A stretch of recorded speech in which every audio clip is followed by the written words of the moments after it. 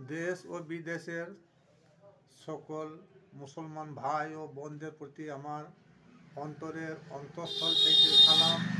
अस्सलामु आलाइकुम व रहमतुल्लाहि व बाराकातुहू। बिस्मिल्लाहिर रहमानिर रहीम।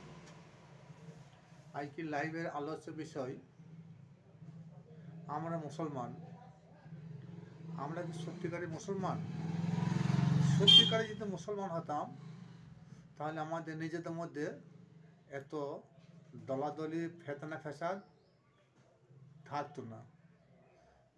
किन्तु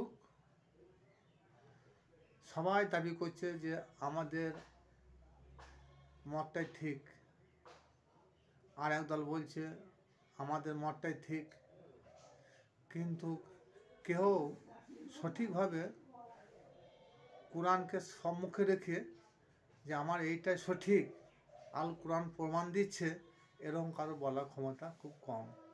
কিন্তু আবার কিছু কিছু রয়েছে যে কোরআনটাকে সম্মুখে রেখে তারা আবার উল্টো পাল্টা তফসির করছে, নিয়ে বলছে এটা নয় এটা, এটা নয় ওটা। কিন্তু আসুন সেই সম্বন্ধে কিছু বিস্তারিত আলোচনা করা যাবে। আমাদের মধ্যে যত রকম ফেতনা ফ্যাসাদ আমরা নিজেরাই যদি না মিটাতে পারি তাহলে কেউ আর মিটাতে পারবে না।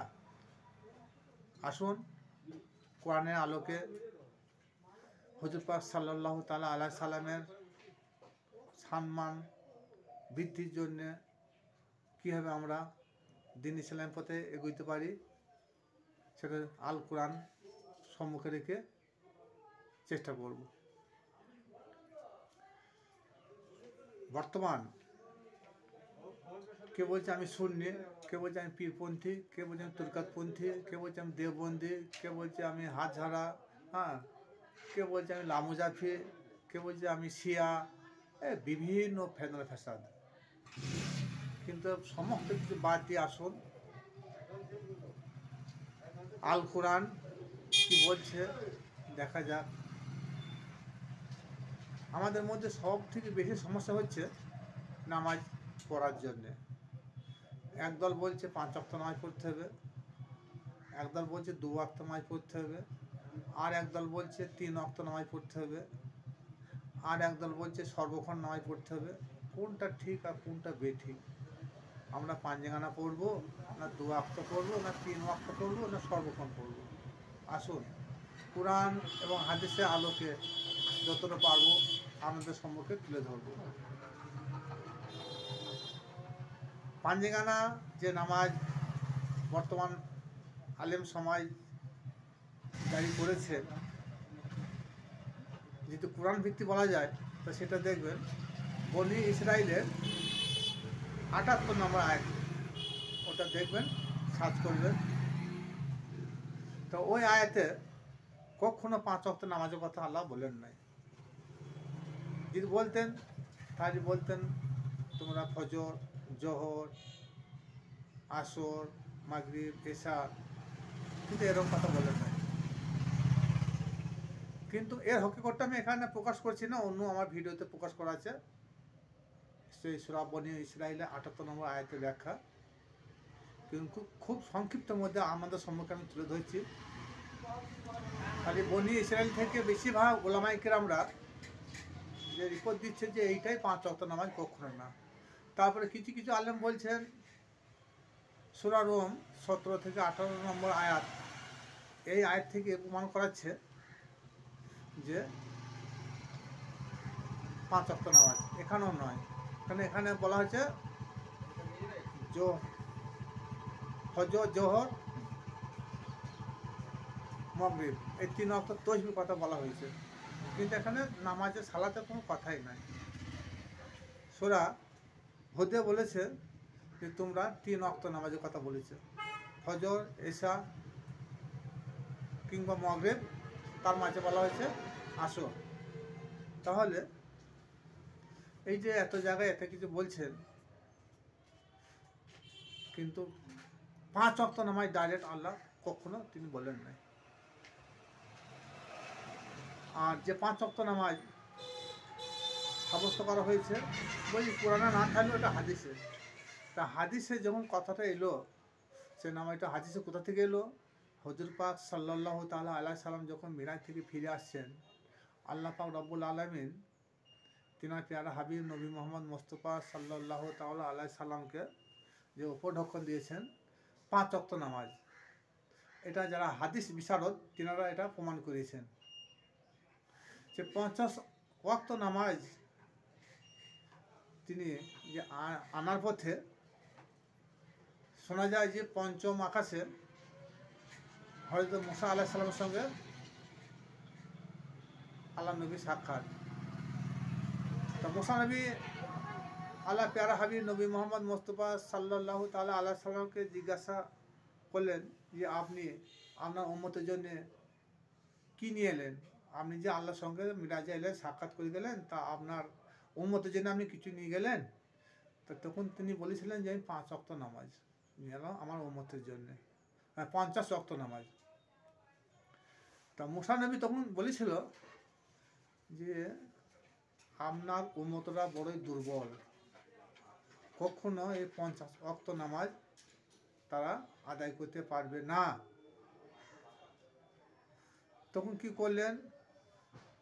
মুসা নবীর কথা শুনে হজুর পাক আল্লাহর কাছে গেলেন, 5 ওয়াক্ত কমিয়ে এলেন। এইভাবে 9 বার গেলেন আর 9 বার এলেন। আর 9 বারই মুসা নবী বলেছিলেন আল্লাহ নবীকে উদ্দেশ্য করে যে কখনো তোমার উম্মতরা এই 50 ওয়াক্ত থেকে 45 ওয়াক্ত নামাজ যেটা কমাইলেন এবারে হয়তো পারবে, কিন্তু এর আগে 50 ওয়াক্ত নামাজ যে আপনাকে আল্লাহ দিয়েছেন কিন্তু সেটা আদায় করতে পারতো না।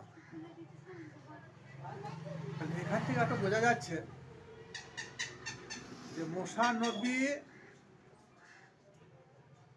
আল্লাহ নবী পাক সাল্লাল্লাহু তাআলা আলাইহি সাল্লামের উম্মতের কথা চিন্তা ভাবনা করলেন, তাদের মনের কথা তিনি বলে দিলেন। এটা কি গায়বী কথা নয়? এটা যারা সাধারণ লোক কাছে আমার প্রশ্ন, এটা বড় জিনিস নয়। যারা বড় বড় হাদিস বিশারদ এবং যারা ইসলামী বড় বড় স্কলার রয়েছেন তেনাদের কাছে আমার একটা প্রশ্ন থাকলো যে মুসা নবী উম্মতে মুহাম্মদীর উম্মতের মনের কথা জেনে গেল, আর হুজুর পাক সাল্লাল্লাহু তাআলা আলাইহি সাল্লাম তিনার উম্মতের কথা তিনি জানতে পারলেন না, সে আবার কেমন নবী তাহলে? অথচ কুরআন বলছেন যে হুজুর পাক সাল্লাল্লাহু তাআলা আলাইহি সাল্লামকে যদি তৈরি না করা হতো, সৃষ্টি না করা হতো, কুল কায়নাত কিছু সৃষ্টি করতেন না ও কোনো নবীকে সৃষ্টি করতেন না। অথচ রুহানি জগতে সমস্ত নবীকে একত্রিত করার পরও সমস্ত নবী রুহুকে আল্লাহ জিজ্ঞেস করেছিলেন যে তোমাদেরকে ঈমান আনতে হবে আমার প্যারা হাবিব নবী মোহাম্মদ মোস্তফা সাল্লাল্লাহু তাআলা আলাইহি সাল্লাম উপরে। সে সকলেই এক বাক্যে হুজুর পাক সাল্লাল্লাহু তাআলা আলাইহি সাল্লামের নামে কলমা পড়ে ঈমান এনেছিলেন, আদম থেকে ঈসা আলাইহিস সালাম পর্যন্ত। তাহলে এখান থেকে বোঝা গেল যে হুজুর পাক সমস্ত নবীদের নবী, সমস্ত রসুলদের নবী, সমস্ত নবী রসুল যেনারা একের পর এক দুনিয়ায় আগমন করেছেন, তিনাদের কলমা হলো লা ইলাহা ইল্লাল্লাহু মুহাম্মাদুর রাসূলুল্লাহ। অথচ সেই নবীকে সৃষ্টি না করলে কিছুই সৃষ্টি করতেন না। আর এটাও হাদিস শরীফে এসেছে যে সমস্ত নবীকে এবং রসুলকে আল্লাহ পাক রব্বুল আলামিন একটা একটা করে মর্যাদা দিয়েছেন, কিন্তু সমস্ত মর্যাদাকে একত্রিত করার পর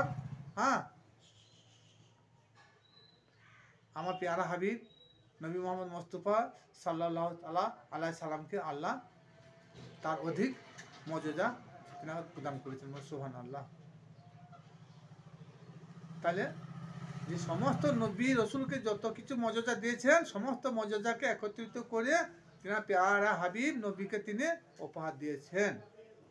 আর সেই নবী নিজের উম্মতের মনের কথা জানতে পারলো না, মুসা নবী জেনে গেল। এই হাদিসটা কতখানি সত্য দর্শক বিচার করবেন।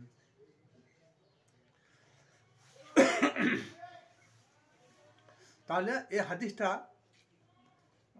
ভিত্তিহীন কি না সেটা আপনারাই প্রমাণ করবেন। এরপরে আল্লাহ পাক রব্বুল আলামিন বলছেন সূরা বাকেরা 111 নম্বর আয়াত। এই আয়াতে আল্লাহ পাক রব্বুল আলামিন বলছে, হাবিব তোমার উপরে যে আমি কিতাব নাযিল করেছি না, তাতে সমস্ত বিষয় সুস্পষ্টভাবে বর্ণনা করেছি। ইহকালের কথা বর্ণনা করা হয়েছে, পরকালের কথা বর্ণনা করা হয়েছে, ইবাদত বন্দেগী কীভাবে করবে সেটা বর্ণনা করা হয়েছে, কোনটা হারাম কোনটা হালাল সেটা বর্ণনা করা হয়েছে, জান্নাত সম্বন্ধে আলোচনা করা হয়েছে, জাহান্নাম সম্বন্ধে আলোচনা করা হয়েছে, কোনটা জায়েজ কোনটা না জায়েজ সেটা বর্ণনা করা হয়েছে। এরপরেও সূরা মাইদা 44, 46, 47 নম্বর আয়াতে আল্লাহ পাক রব্বুল আলামিন বলেন যে আমার নাযিলকৃত কোরআনের আয়াত দ্বারা যারা সমস্যার সমাধান করে না তারা কাফের, তারা ফাসেক, তারা জালেম। এই তিনটি আয়াতের 3 নম্বর কথা আল্লাহ পাক রব্বুল আলামিন বলেছেন। তাহলে আমাদের সমস্যা সমাধান করতে হলে আমাদের আল কোরআন দিয়ে করতে হবে, নাহলে কী হবো, আমরা কেউ কাফের হয়ে যাবো, কেউ ফাসেক হয়ে যাবো, কেউ জালেম হয়ে যাবো। এটা আমি বলি নয়, এটা আল্লাহ কোরআন বলছে। তাহলে আমরা হাদিস নিয়ে মারামারি করি, তাহলে হাদিস নিয়ে মারামারি করবো না কোরআন নিয়ে মারামারি করবো? যদি আমরা জালেম হতে চাই, যদি আমরা ফাসেক হতে চাই, যদি আমরা কাফের হতে চাই, তাহলে আমরা কোরআন বাদ দিয়ে হাদিস নিয়ে মারামারি করব। তাহলে এবারে আসুন, আমরা কোরআন মানবো না হাদিস মানবো? আর হাদিস মানতে গেলে এমন কিছু কিছু হাদিস আছে যে হাদিসটা কোরআনের সঙ্গে সংযুক্ত, সে হাদিসটা নেওয়া যাবে। আর যে হাদিসটা কোরআনের বিপক্ষে যাবে সে হাদিসটা কখনো মানা যাবে না, নাহলে কোরআনকে অবমাননা করা হবে। আর কোরআনকে অবমাননা করা মানে সে হাক্কা কাফের। সুতরাং যে নবীরা লা ইলাহা ইল্লাল্লাহ মুহাম্মদ রাসূলুল্লাহ কলমা পড়ে ঈমান এনেছে, সেই নবীদের জ্ঞান আর আপনার আমার নবীর জ্ঞান কি এক? কখনো এক নয়। অথচ এই 5 ওয়াক্ত নামাজকে জাহির করার জন্যে মুসা নবী দ্বারা হুজুর পাক সাল্লাল্লাহু তাআলা আলাইহি সাল্লামের পদমর্যাদাকে ক্ষুণ্ণ করা হয়েছে। আমি আর ভিডিও বেশি বাড়াবো না। যারা জ্ঞানী গুণী আছেন তেনাদের কাছে আমার অনুরোধ, যদি মুসা নবীর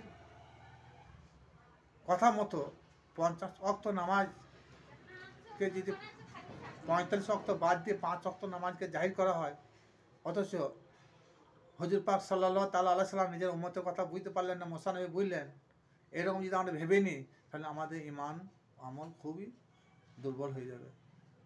সুতরাং ওই হাদিসটার প্রতি আমাদের আমল করা যাবে না। আর যদি আমরা ওই হাদিসটার প্রতি আমল করি তাহলে নিশ্চয়ই হুজুর পাক সাল্লাল্লাহু তাআলা আলাইহি সাল্লাম প্রতি আমাদের মহব্বত কমে যাবে।